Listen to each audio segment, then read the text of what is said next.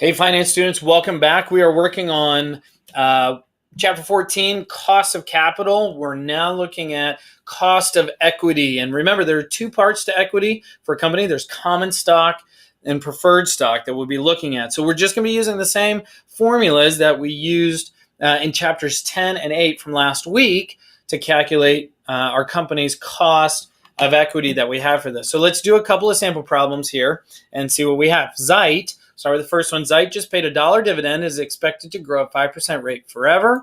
Zeit stock was $14, and what is their cost of equity? So we know we have a K. So we're given dividend information, we're given growth rate, we're given stock price. That makes us think, hey, we can use our dividend growth model to calculate cost of equity.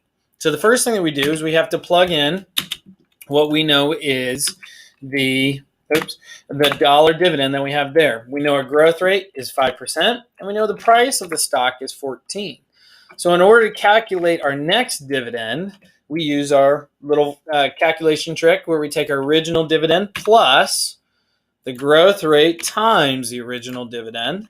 So if we have $1 dividend and it's supposed to grow 5% a year, then we should have $1.05 as our dividend next. Now, using our dividend growth formula to solve for cost of equity or required rate of return, we take our dividend divided by our price plus the growth rate. So that will give us 12.5% is the cost of equity for the company that we would have. Okay, let's do another one. Menard Corporation, we're going to talk about preferred stock here. So preferred stock, remember, one of the characteristics of preferred stock is that it has a fixed dividend. And so there's no growth that we have with that. So we know the formula for the cost of equity for preferred stock or the required return on preferred stock is just dividend divided by price. So for this one, it has a dividend of $8 per year, and it has a price of $75. So we can just enter that. We have $8 there, and $75 is my price, and we just divide them. 8 divided by $75 gives us a cost of preferred stock for $10 or 10.67%.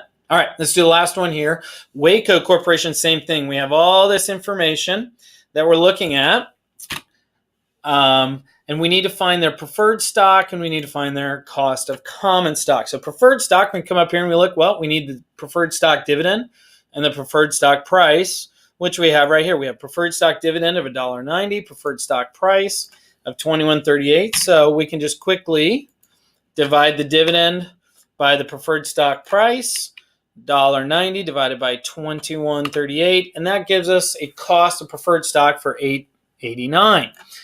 Cost of common stock, well, this is going to take a little bit of a trick. Okay, so we need the next dividend, D1, divided by price plus the growth rate. Well, if you look up here, we're given yesterday's dividend, which is D0. The last dividend that was just paid, we considered D0. So we need to use that to find the next dividend. So to do that, D1, we use our little trick that we have. Our next dividend is equal to our past dividend plus the growth rate times the last dividend that we have. So the last dividend was $1.30 and it's expected to grow at 3.5%. Then the next dividend should be about $1.35. Now that we have the next dividend, we can plug that into our dividend growth model where we have dividend D1 divided by price, my common stock price, plus my growth rate. And that gives us a cost of common stock of 12.86%.